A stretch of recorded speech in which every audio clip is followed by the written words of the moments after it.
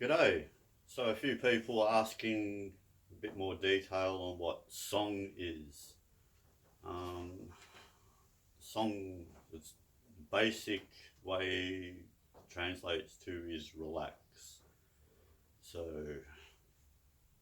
shoulders relax down, everything just relax. So you feel your feet on the ground, you feel heavier in your feet, feel solid on the ground. This point's held up. We concentrate on different points in the body. This would be the main one to start with, the center of the body. Three fingers under the belly button is the dantian point, the center of you, where you're breathing from, where the diaphragm is, where you talk from, where we want to move from. You're moving from here, the whole body is going into the movement. So another way to explain what song is, it's more like being like a puppet in a way. You have to imagine strings holding you up and everything else just sinking down. So we just use it the wrist or the thumb or the index finger. So it's just like a little string holding it up, everything else sinking down. So the shoulders sinking down, the elbows sinking down. We keep a little gap under the armpit. And so knees sinking down, hips sinking down, everything sinking down. There's three things that we keep up.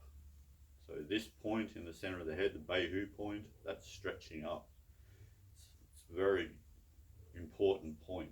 It's the first thing we learn in Kung Fu. Keep up straight. Usually when you tell people that, they crunch their neck a little bit, so you have to tell them to tuck their chin in. We want to lengthen the spine, not crunch it at all. So first point, it's holding that up. Second one is the tongue is on the top palate of the mouth, like saying la. So you tuck the tongue up on the top palate. It's pushing up. And the peridium point. So from here to the peridium point, which is right in between the private parts, we try and keep that in a straight line. And then we just sink everything down and keeping that straight line. When we sink down, you don't want to curl the shoulders or anything, just using the legs. Everything stays stretching up. So this is a state of song, state of relaxation. So it's like there's strings holding up here, and everything else sinking. Besides sinking, we're expanding. So the knees expand out, the elbows expand out, hands more forward, shoulders more back, elbows more forward, shoulders back. And there's other points that we concentrate on now. So go on to these 2 points here, and the back of the knee. So you concentrate on those points and it'll give you a certain sort of movement. You won't go up too far because then you'll lose that point. Another point is between the shoulder blades, up high. So everyone's rolling there. You've got to have that point tucked in. And that will keep everything nice and straight. So besides these 2 points at the back of the knee, the shoulder blade. Okie doke. So you should, if you move these points all together, you should feel a connection through the body.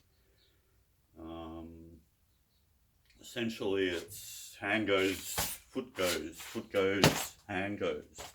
So elbows and knees coordinate, foot and hand coordinates, hip and shoulder coordinates. So you look at people, some people are going to have their shoulders over the back of their hips, or they're going to be forward, wants to be right on top of the hip.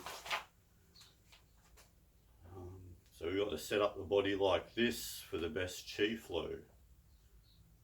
So opening up everything, by expanding and sinking. So always asking ourselves, am I calm? Too much brainwave up here, the energy's up here. You've got to sink that. Am I relaxed?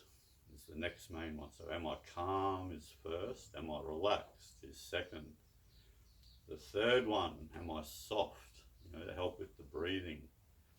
When we're breathing in Kung Fu, the teacher will sometimes come up with a feather and put it under your nose. Any movement there, no, it's too hard of breathing. We want to make it softer and softer. They describe it like the silkworm spinning its thread.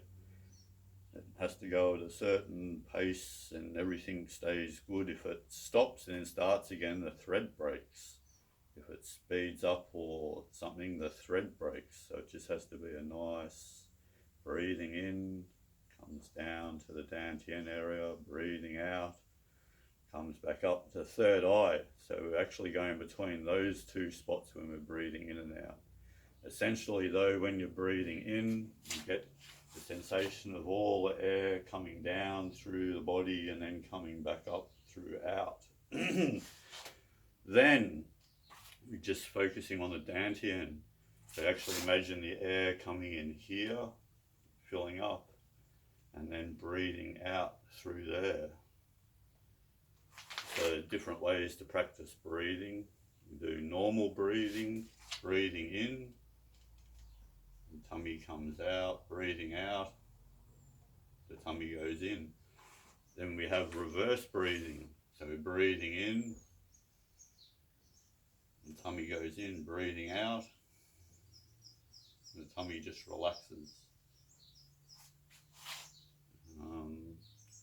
If you have any questions about any of these breathing techniques or what you sort of should be practicing, just asking questions, asking comments. But yeah, basically it's about staying up straight. What can I use as a demonstration? So this is like a person, yeah? Nice column, straight. This is how we want our head, right on top of the body with the legs underneath it. Now when people move, they move like this. That's what you don't want. We want to move like this. Staying good. I'll do it on the ground, it makes it a bit easier. You can see, so we just basically, we want to move, turning, staying up straight. You don't want to move with like so. So this is a good way to explain how we want to move around. Stay up straight, keep the head on top, keep the shoulders on top of the hips.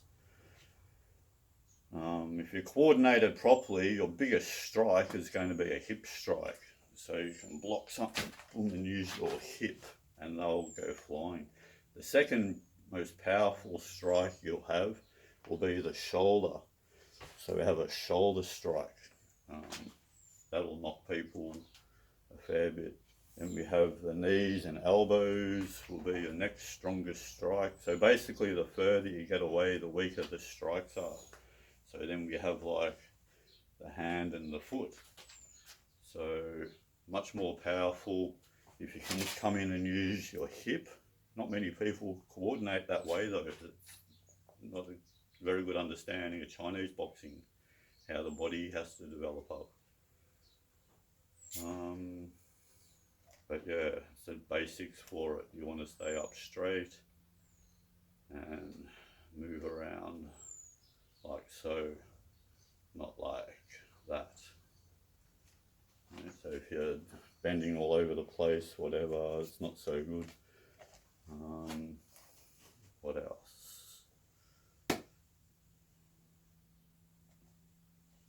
These are good for Qigong practice, just holding in the center of the palms.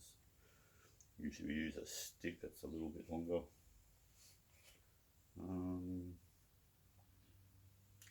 Yeah, stay straight. Expand, sink. Now try and do Wing Chun with these thoughts. So hand and foot have to go together. The hip moves your shoulder.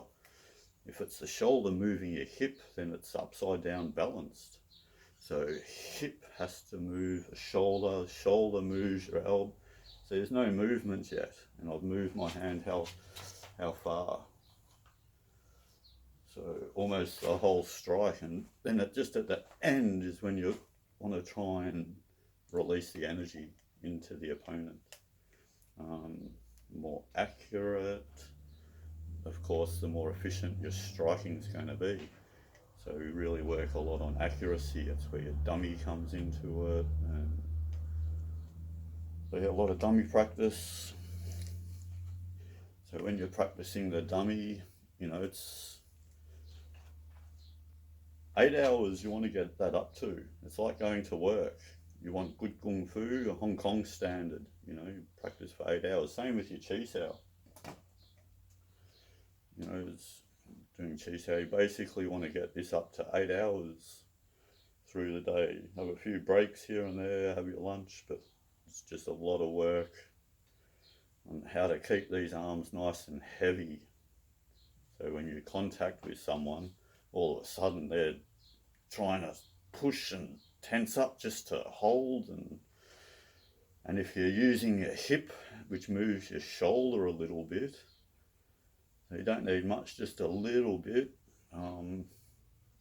Yeah, they'll have a lot of trouble with that, trying to stay square, and they'll go all over the place because they don't have the spears working together, or they're just upper body.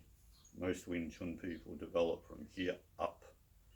They're not even from here, it's just developed from here and across and out. So that's all the Wing Chun is, just there on from here up. Where real Kung Fu training is from here down. It's only the spine you really have to worry about. All the muscles up here want to relax, and so you can move them all around the core really well. You know, you want to be able to fight here, you want to be able to fight here. You want to be able to fight here. Doesn't matter. But as long as all these muscles can move around the core, and then you'll start developing up the right pads here and there. There's a lot to Kung Fu training. It's a lot easier if the student's in front. But get used to using the whole body. It's the hip drives the shoulder, which drives the elbow, which drives the hand. And we want song, we want the relaxation in the technique, so it's got the heaviness and it just come out from where it is. You can relax around things. It's like a Hyun Sao and punching from an outer gate position. But yeah, song, relax. As soon as you pack the fingers together, you're tensing up muscle in the arm, you relax. To relax all the muscle in the arm. So this has a purpose. Fingers packed together, but it's tensing. So open, open and relax, expand, and your arms will feel a lot more different. You use much more of it. Yeah, there's a lot to opening, expanding, sinking. So get these qualities in your Kung Fu, then you can tighten it up and you'll lose a bit of that sinking and you'll feel it. Just got to be sensitive to how things feel, basically. Experiment, hard, soft, but yeah, fingers, it's a big thing. Packed together or circular. So in this way they'll see everything. From this way they don't see it as easy. So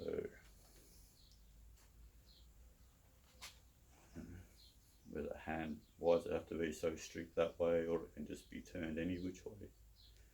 And Wing Chun do this movement a lot. Hands turning this way, hands turning that way. It's all on the wrist, forearm.